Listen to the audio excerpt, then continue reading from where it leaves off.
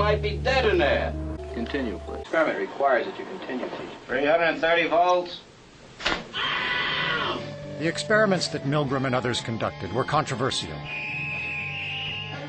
and for ethical reasons may never be conducted again. Yet the results of those experiments remain groundbreaking and increasingly relevant to contemporary life.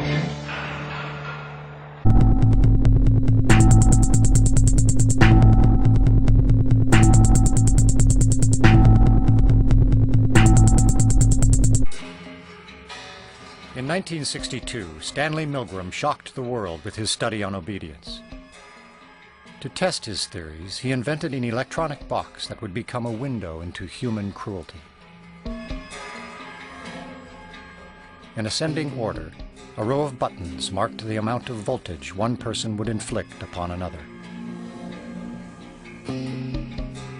Milgram's original motive for the experiment was to understand the unthinkable: how the German people could permit the extermination of the Jews.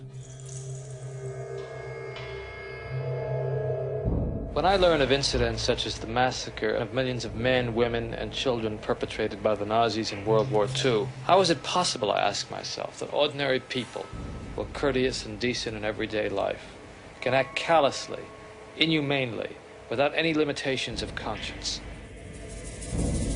Now, there are some studies in my discipline, social psychology, that seem to provide a clue to this question. The problem I wanted to study was a little different. It went a little bit further. It was the issue of authority. Under what conditions would a person obey authority who commanded actions that went against conscience? These are exactly the questions that I wanted to investigate at Yale University. It is May 1962. An experiment is being conducted in the Elegant Interaction Laboratory at Yale University. The subjects are 40 males between the ages of 20 and 50 residing in the greater New Haven area. Psychologists have developed several theories to explain how people learn. One theory is that people learn things correctly whenever they get punished for making a mistake. 40 years later, Milgram's infamous experiment, obedience, is still taught in classrooms around the world. Would you roll up your right sleeve, please? This electrode is connected to the shock generator in the next room. And this electrode paste is to provide a good contact to avoid any blister or burn. Do you have any questions now before we go into the next room? About 2 years ago, I was at the Veterans Hospital in West Haven. And while there, they detected a heart condition. There's nothing serious, but as long as I'm having these shocks, how strong are they? How dangerous are they? Well, no, although they may be painful, they're not dangerous.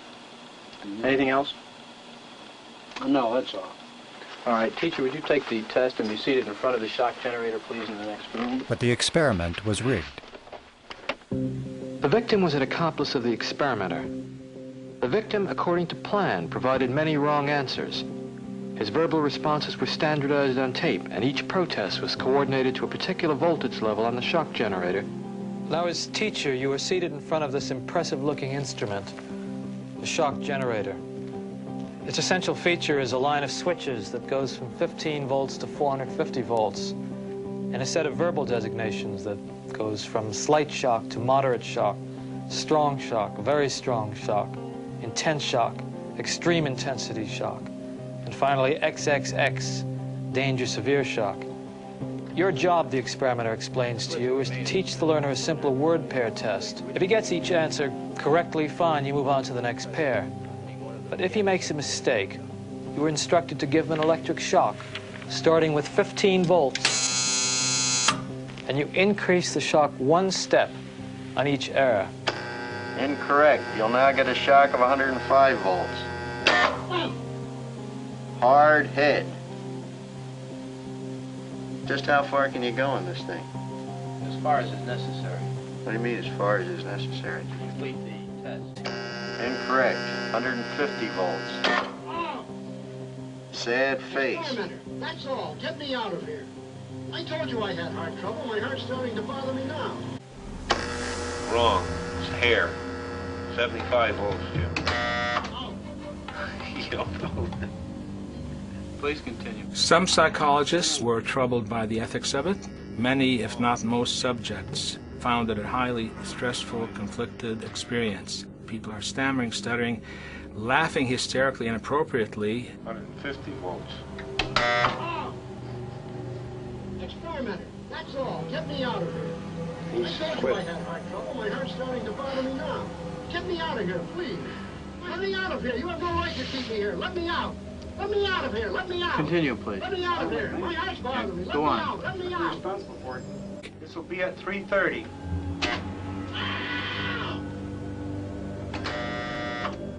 180 volts. Oh! I can't stand the pain. Let me out of here. Can't stand it. I'm not going to kill that man there.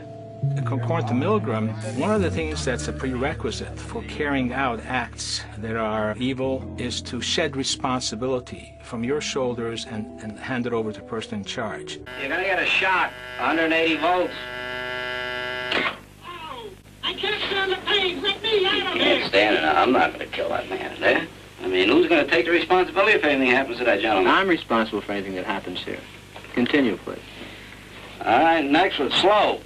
Walk, dance, truck, music. And 2/3 of volunteers were prepared to administer a potentially fatal electric shock when encouraged to do so by what they perceived as a legitimate authority figure. In this case, a man in a white coat. 375 volts. I think something's happened to that fellow in there. I don't get no answer. He was hollering for less voltage. Can't you check in to see if he's all right, please? Milgram's findings horrified America. They showed that decent American citizens were as capable of committing acts against their conscience as the Germans had been under the Nazis. He didn't hold any gun to anybody's head.